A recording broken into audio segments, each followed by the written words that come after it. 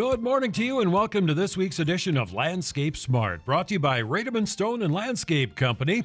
Lines are open for you, and as always, we suggest you call in early. The number is 923-1450 or 1-888-900-1450. And as a reminder, we can only handle one call at a time. So if you happen to call in while somebody is on the air with us on the phone, just let it ring. We'll get to you. We don't have the capabilities with this system to pick up the phone and put you on hold because there's no receiver. It's all done with buttons. Modern technology. Or you can email us, kfizstudio@gmail.com. Joining us this morning, it is, of course, Ron Rademann. Good morning, Jerry. Good morning. Good to see you. Yeah, well, boy, we got a perfect day for a little work and fun or play, whatever you all want to. Or all of the above. Or a little, right, maybe you work this morning and play this afternoon. Yeah. And it looks like the next 10-day outlook looks real good. The next couple weeks, we have a lot of low 80s, which is ideal for this time of year. We're not into the 90s and we're not into the 50s and 60s. In the beginning of the work week, lower humidities. They'll pick up by next weekend again, but good working weather. And we have Luke Roffers Landscape here again this morning. Good morning. Good morning, sir. Good to see you. And we have a different person this morning. And we have a master gardener blast from the past. Let's just say Bill, who's was our guest, not a guest host together with us for quite a few years. Hasn't been on the show for the last couple of years. He hasn't changed a bit. No. So welcome back. Well, thank you, Jerry. Good morning, Fond du Lac. And lines again are open, so give a shout. So what's on the agenda for the day today? Well, Rademann's is open today. That would be a good thing to start your day with. Better alert everyone to that fact. And, of course, open till noon on Saturdays, Monday through Friday till 4:30, but noon on Saturdays. So stop on out or give us a call. I'm sure we can still work you out a delivery yet for today. 920-922-7612. And like I said, stop on out. We're just 3 miles south of Fond du Lac and then exit off at County B, north or south on 41. I guess it doesn't really matter, but if you're within 3 miles of Fond du Lac, watch for County B and then exit there and just right there at the crest of the hill, about a quarter mile down the road. Well, we've got our first caller, so let's hit the phones. Good morning. You're on the air. Howdy. Howdy. I have a question about what do they call the fruit of the rose? Whatever that is. Rose hips. Okay. Now, if you remember where Old Stock Lumber was in Fond du Lac, there's a church now there. They cut their bushes back, I think, to let them regrow. But I picked about 2 quarts of hips. What can you do with hips? And if you don't know, maybe somebody who's listening will know. But I'll hang up and listen. Thank you. Alrighty. Well, thanks for the call. Line's open then, 923-1450. Go ahead. You guys who are familiar with hips? Yeah, the hips are the fruit that roses produce. The old shrub roses, you don't really find them off of the tea roses and things like that. But the old shrub roses, those would have the hips on them. So, and I don't have any great ideas with what, I don't know if you can pickle them or can them or what you can do with them. Do you have any ideas on that, Bill, initially, or? The hips, the rose hips, is that are the seeds inside that pod? Yeah, the seeds would be, it's a pod that and the seeds are all inside there, yeah. So, sir, on the phone, do you want the call? He hung up. Oh, he did? Yeah, he's just listening now to your answer, okay. your words of wisdom. Yeah, so I don't know if he planned on using the seeds for planting. Is that why he asked, or for rose hips for some sort of a... Well, that's just it. I'm not sure, what, and that's probably what his question really was. What do I do with them? Now that I've got them, what do I do with them, or what can I do with them? Would they make a sachet? Would they have any fragrance? Well, I would say more ornamental, because they are, typically what I always did was, and we haven't really used much with those old-fashioned roses lately now. That was more of a thing 30, 40, 50 years ago, let's just say. Before your time. Yeah, before my time. We'll leave it there. And in the rose hips, you'd leave them right on the plant because they would be bright red and ornamental going into the winter months. And so, and I don't know, it looks like we got a caller. Maybe we do have another thought on this. Otherwise, we can definitely get back to it if we get a caller that has some ideas on these. Thanks for waiting. You're on the air. Yes, good morning. I'm wondering, what is the best time to transplant hydrangeas? Well, do not do it now. Okay. Yeah, hydrangeas, this would probably be I don't know if it would be the worst time, but it would be one of the very worst times to transplant them. Now, if you're planting them, if they're growing in pots, there you're fine. But if you're digging, you don't want to be digging them out at this time of year.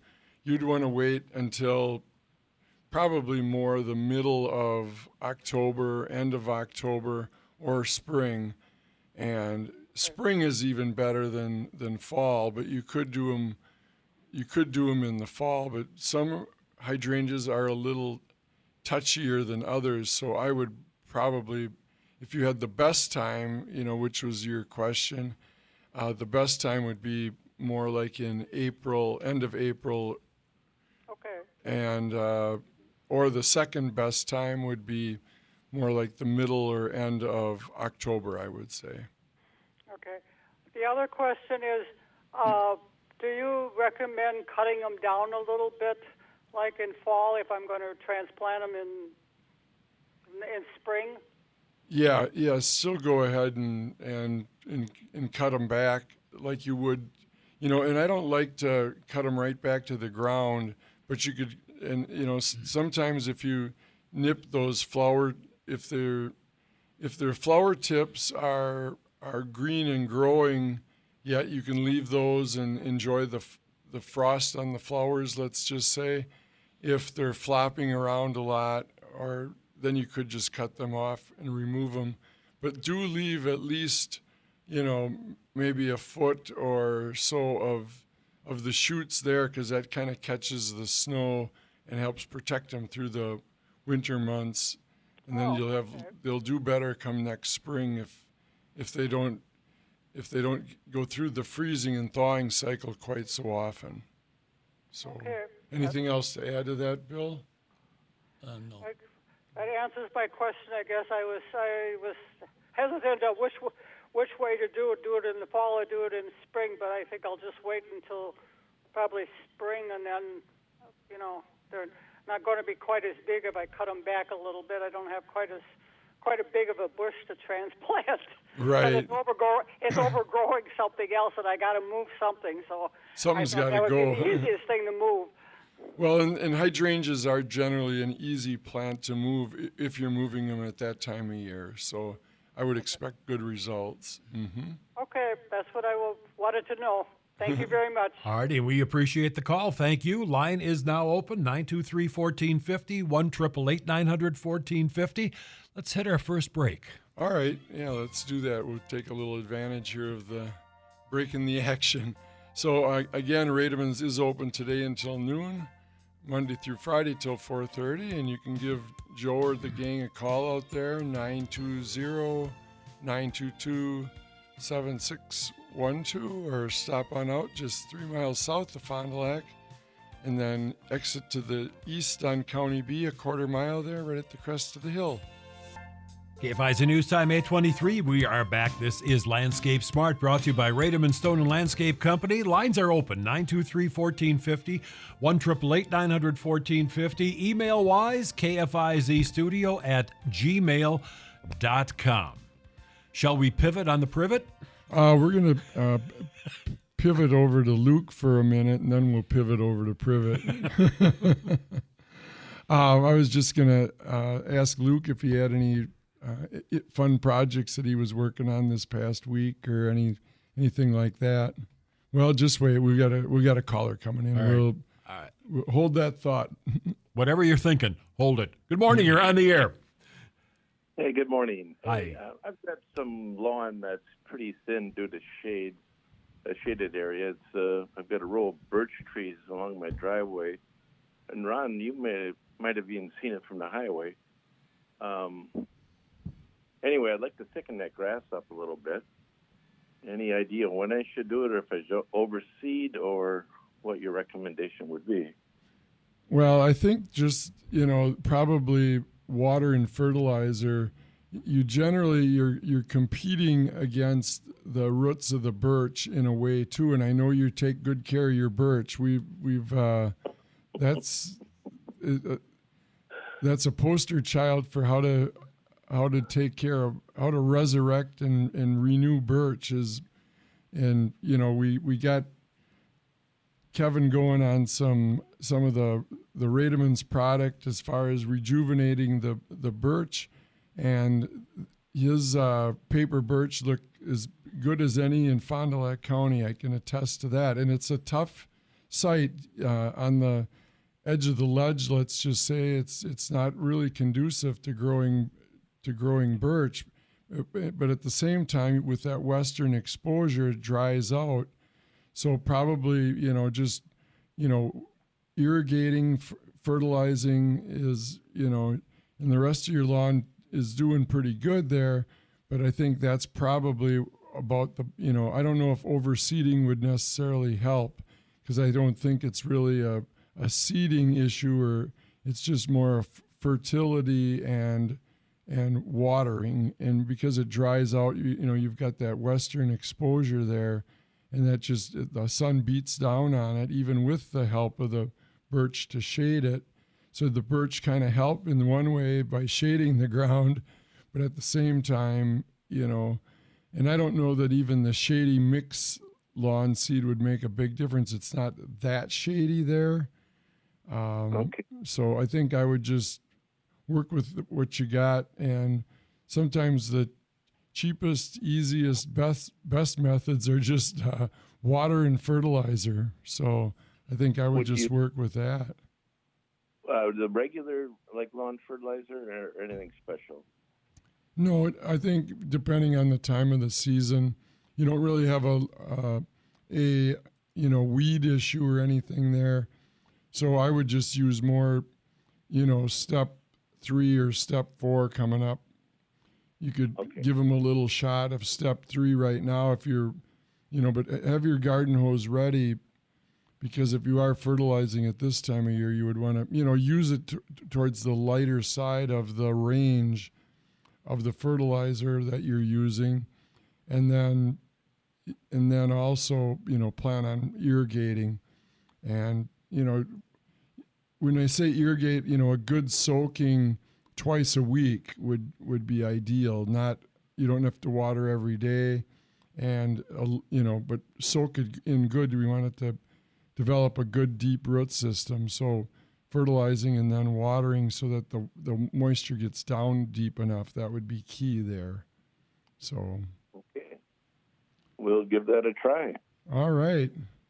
All right, Ron, thanks. Thanks for the call, Kevin. Appreciate it. And line is open. Actually, they're all open. Yeah, all one. Yeah. So let's find out if Luke retained his thought.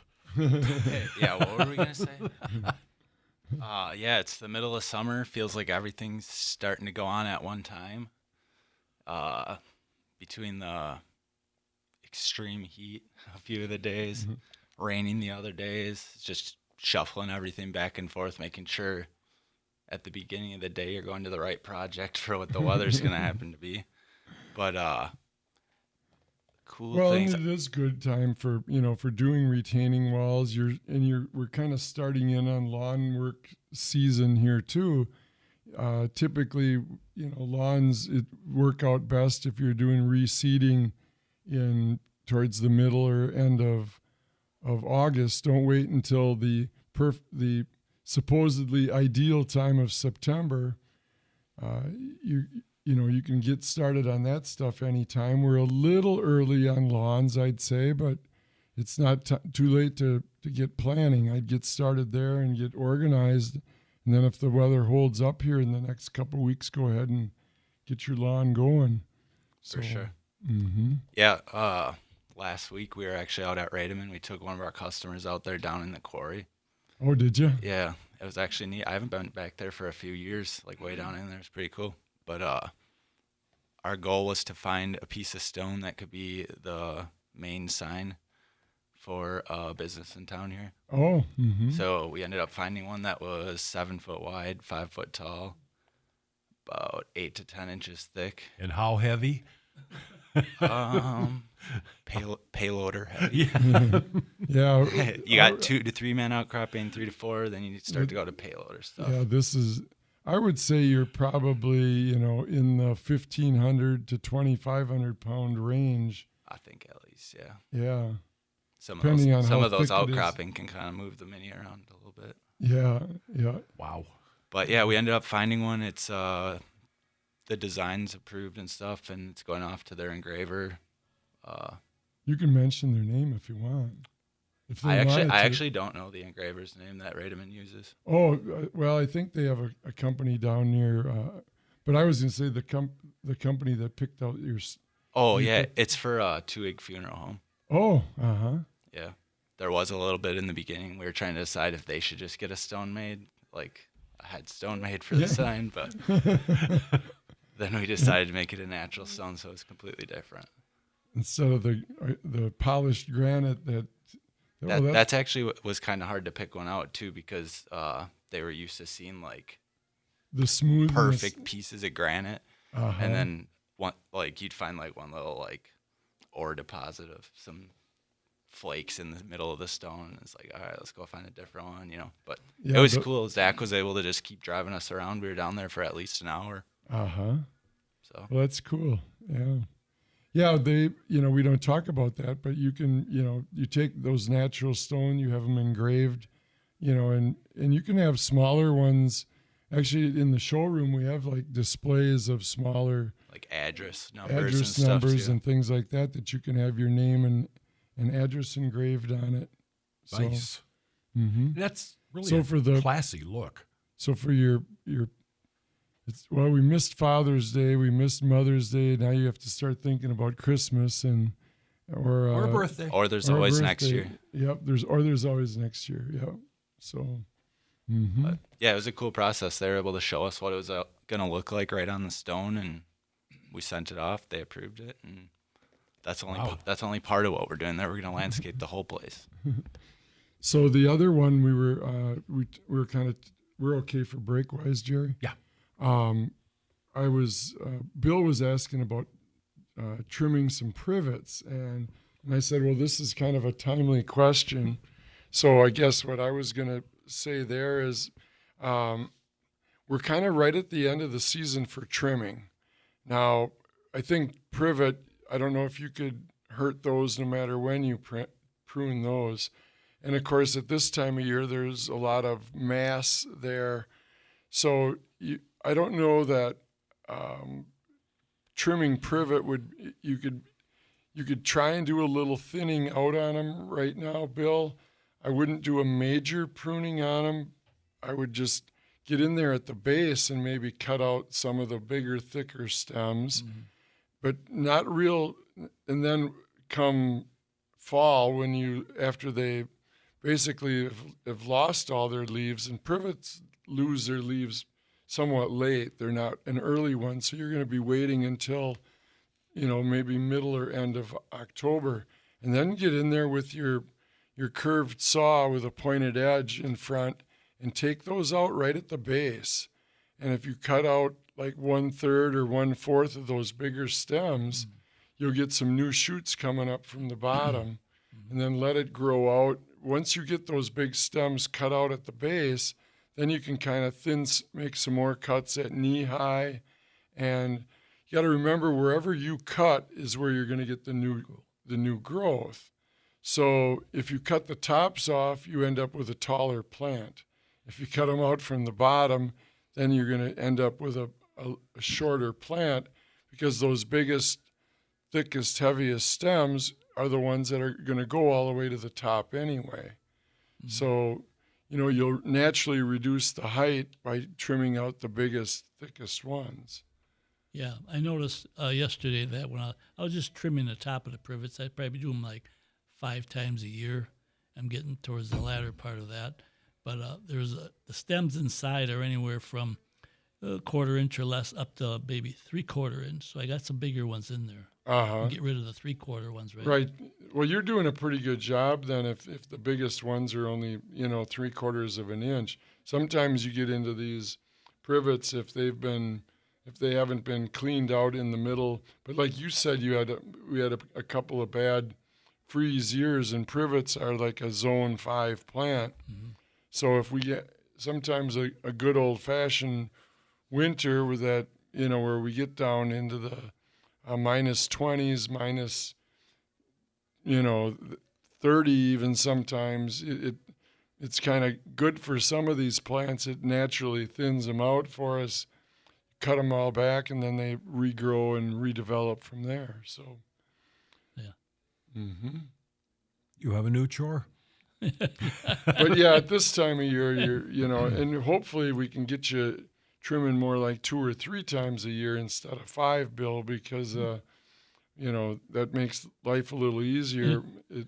But privet, it seems like 2 weeks after you trim them, you think, boy, did I remember to trim those, or did I forget that I trimmed them? You can't even remember if you did or didn't.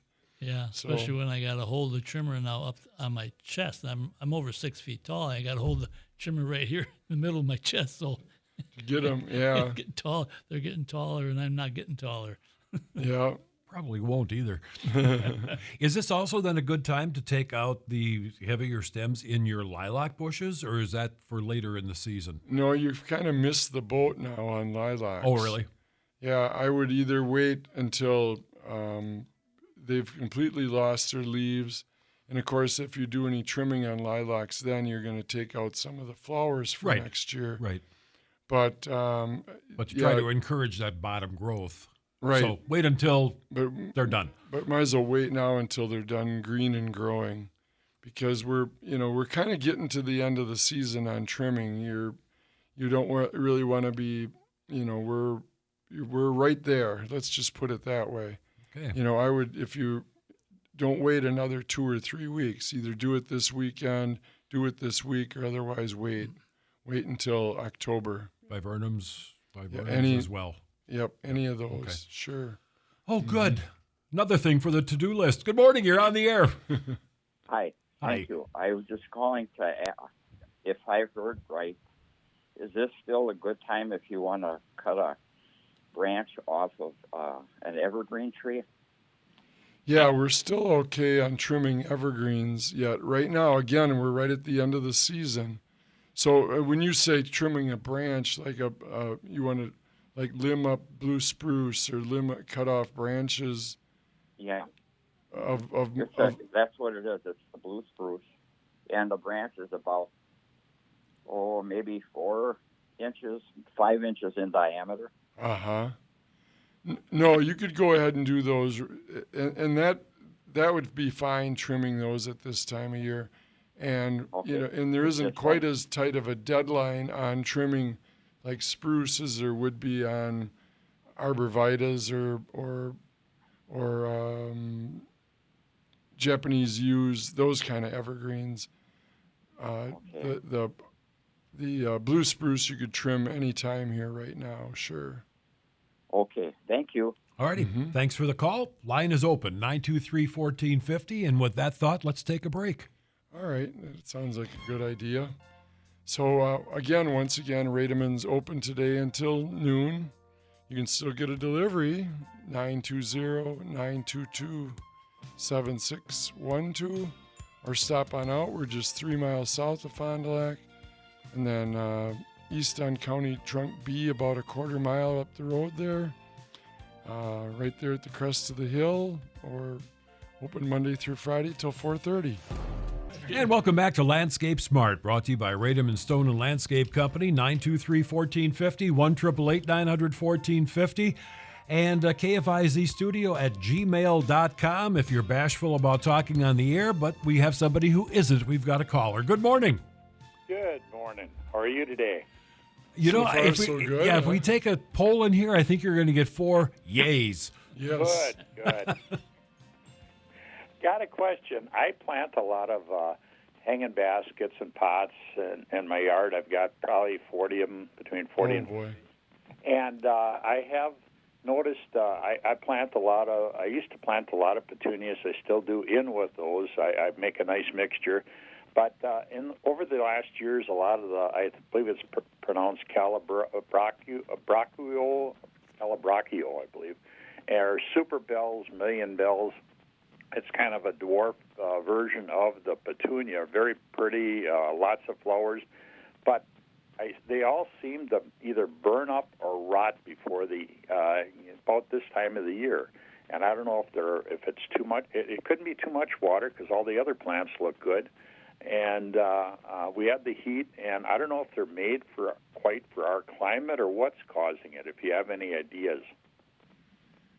Well, I wonder if maybe the first thing I would try is either less plants in each pot or a bigger pot, because if you have, maybe if it's a root issue, they could be root bound, or they could be,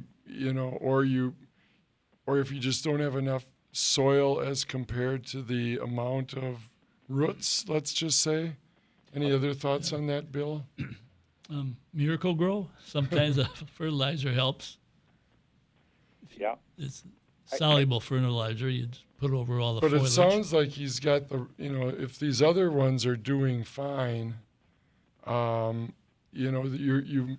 have a hunch you've got the fertility issue figured out. And I put a fertilizer in when I put I add some fertilizer to the soil right away, and all the other plants are booming. And there is room for each plant in there, but where that particular plant was, it dies out. And all the other plants are doing great. Oh, so they're in the same pot. Right. With other plants. Right. Yeah, that is a little perplexing. Did you try growing just that variety in a pot on its own?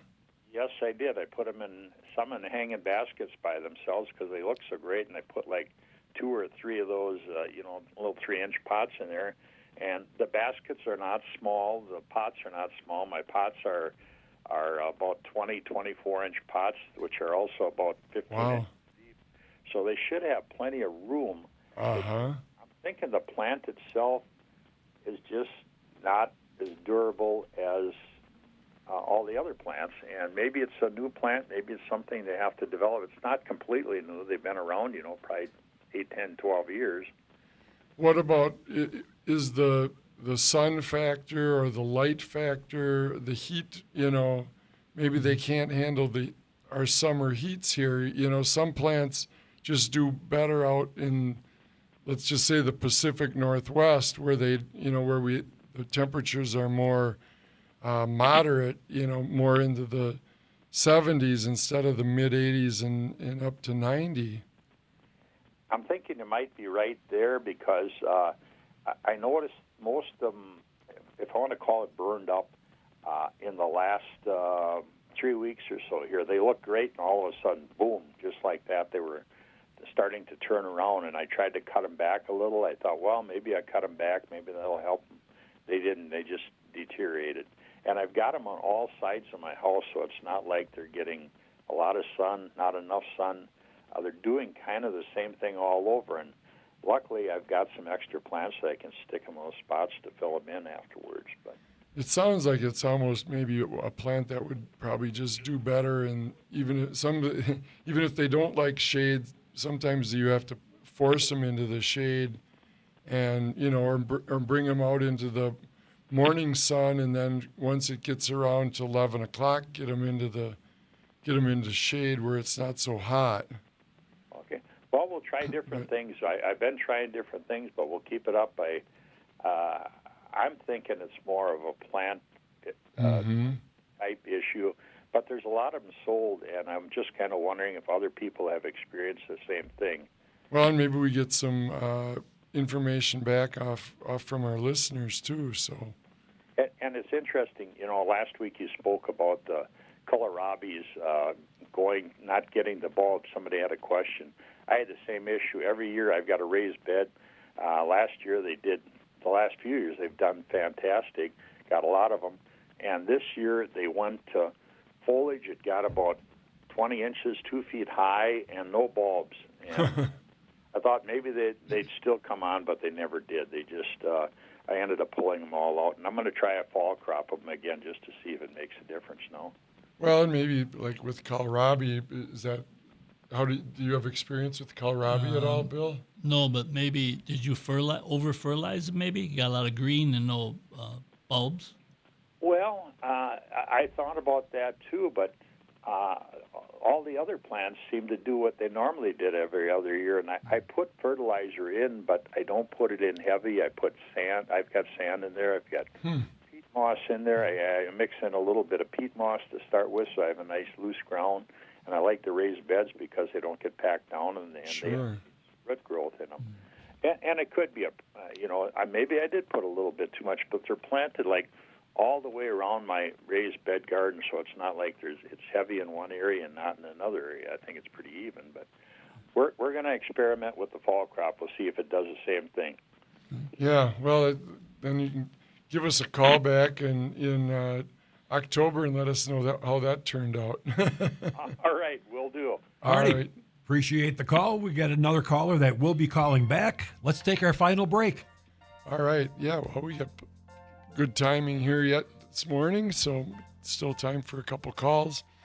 Again, Rademann's open today till noon, Monday through Friday till 4:30. You can head out to the Gottfried Arboretum here after today's show too. So another thing on your to-do list. So, yeah, Prairie Fest. Landscape Smart, brought to you by Rademann Stone and Landscape Company, 923-1450, 1-888-900-1450, KFIZ studio at gmail.com. That's how to get a hold of this illustrious group of wisdom. But we do have a caller. Good morning. You there? Good morning. Are you there? Hello? Yeah, go ahead. This man who just called about the calibrati or the super bells, I have a lot of those, but what I have found I have to do throughout the summer is periodically cut those back. They tend to just want to get longer, and of course they look pretty, but then the plant just gets unhappy. And I have found you just have to, maybe 2 or 3 times in the summer, you give them a little haircut, and you cut them back, and then they really sprout back to life. So maybe that would help him.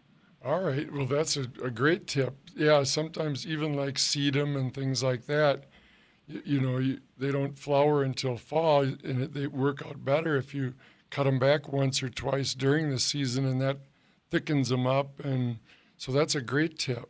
Mm-hmm. That works for a lot of the annuals. People, a lot of times when they buy them, they look so pretty, and they think they'll stay like that, but at some point they kind of give it up a little bit, and then if you cut them back, you revitalize the whole plant. So especially in hanging baskets where the annuals tend to droop over the sides, cut them back a bit, and then they'll just fill out so much better. Yeah, and there too, when you cut them back, then if you use like those water soluble fertilizers on them, and that little Miracle Grow always helps. Mm-hmm. Yeah. Okay. Hope it helps him. All right. Thanks for the call and thanks for the tip. 923-1450. Lines are open. Well, now we'll have to find out if he's already tried that or not. Yeah, no kidding. Mm-hmm. I don't know if anybody knows anything about milkweed. I know that, you've got milkweed planted for monarchs, etc. A few years back, I planted 2 milkweed plants, 2 stalks. I still have only 2 stalks. Don't they propagate or anything? I gave birth to 5, well, I didn't personally, 5 monarch caterpillars this year, so I felt wonderful. Obviously, the plant is now stripped. They ate well. So I got 2 green sticks, but only 2. Don't they? Well, if they produce seeds, then you get more, and that's what milkweed does, is the seeds open up and then reproduce that way. Okay. Or not very seedy, apparently. Depends on who you talk to. They have pods on them. Did they get the seed pods on? No, I've never seen that. Oh, that's well, then you're not going to get any bigger. You're not going to get any more than. So I'm stuck with 2 sticks. Yeah. Well, you might get some new shoots growing underground yet. Okay. Come to my house, Jerry. I got a lot of pods. Okay. Good morning. You're on the air. Oops, you gave up. Call back 923-1450, 1-888-900-1450. Lines are open. But I got to say, it's really fun to see the monarch caterpillars. Oh, yeah. I mean, it's like, hey, they're there the plants are there for a reason. And you check the leaves, and you see really little white spots. Those are the eggs. Really? Yeah, sometimes they lay them on the underside. I'm like, I can read a big font. Real small. All righty, caller's back on. Good morning, you're on the air. Good morning. Good morning. You got to turn your radio down, Ariel, because there's a delay. Thank you. All righty, thank you. Go ahead. All right. Yes, I know raspberry season is nearly over, but we had an infestation of some kind of a bug that I've never seen around before. I'm wondering if you know what they are. They look like box elder bugs, but they're smaller. Yeah, that's probably Japanese beetle, because Japanese beetle really do seem to like raspberries. And you can't really do too much, like you said, anymore now at this time of year. But I would wait until the end of the season, October, or otherwise in March. And then out at Rademann's, we have a product that's called Annual Tree and Shrub Insecticide. And what it is it's in a liquid form. Then you can just mix it up like in a sprinkling can and sprinkle it around the base of the plants. And that'll kill off the larvae of the Japanese beetle. And just once a year, that's why it's called Annual Tree and Shrub. And once a year should do it. Sometimes if it doesn't hurt to do them twice, once this year in October, and then once again in the spring, and then get yourself on a cycle where it's every year should be plenty. But you can't really spray Japanese beetle. There isn't a good insecticide to spray and then harvest, a day or two or a week later when you're harvesting right now. So you might have to just tough it out through this season. I did use just soap and water spray on them, and, well, they scattered, but I don't know if the population went down at all. But they don't seem to fly. They just move, Yeah, and they'll fly away too. As they develop, they develop wings and fly. So, and they'll move into other plants too. So if you have them in your raspberries, a lot of times you'll see them in other things in your yard too. Where are you? Where do you actually live? Chilton. Yeah. It's a little more prevalent in lighter soils as you get further away from Lake Michigan or further away from Lake Winnebago. So being like halfway between Lake Michigan and Lake Winnebago, it's not the best. And as you get further south of Fond du Lac or out to the west of Fond du Lac. But yeah, you might have them in other parts of your yard too. So just kind of be alert to that, because you might have to treat some other areas also. All right, thank you. So, but yeah, that's the best way to get them is with that Annual Tree and Shrub Insecticide. And all right. So. What's the name of it? Mm-hmm. So, Ron, what if you cover your raspberries with a netting? Does that help? Thanks for the call. Did you ask for what was the name of it, did you say? Yes. Yeah, it's called Annual Tree and Shrub Insecticide. And you have to be a little careful, because there's, biennial, and there's, every year they try to trick you. And some of these insecticides are listed for use on edible plants, and some aren't. So be careful there. Make sure you get the Annual Tree and Shrub Insecticide. And that's the only one that we have available out at Rademann's that would work for that. We have it in quarts or in full gallons, and there isn't really a shelf life on it. You might want to buy a gallon of it, and then you're good for this year and for next year. So. All right. Thank you. And thanks for the call. 923-1450. Line is open. Yeah, and if you, like I said, if you'd have some on your shelf at home that you think might be similar, boy, make sure you read the label before you'd use it on an edible crop. It would work on if you've got a problem on elm or oak or linden or basswood, but that wouldn't hurt for that. But if you're putting it on an edible crop, you want to make sure you're using the annual tree and shrub. And I figure if one works, why try something different? So we only have the one available at Rademann's. So makes the decision easy. Yeah, you can't really net them, Bill, because what happens is they hatch in the soil, so they come up from the ground. It's more like you're getting like apple trees when they have that. It's a grub. You could call it a grub, and so the eggs hatch underground and then they grow up from there.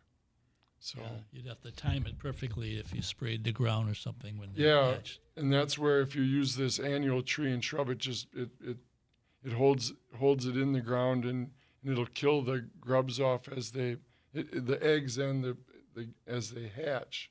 Yeah. So guess what that is? Wow, that last couple minutes zipped right through. So special thanks to Bill for coming on. Welcome. Shooting in here as a master gardener. Good to see you again. And special thanks, of course, to Luke again for making her on to today's show. And thanks again for having me. It's always nice to be here. So, and our thanks to the listeners and the callers. A lot of good callers today. Good questions. Good dialogue. Again, Rademann's open till noon today, Monday through Friday till 4:30. Just 3 miles south of Fond du Lac, and then east on County B, a quarter mile. All righty. Our thanks to all of you.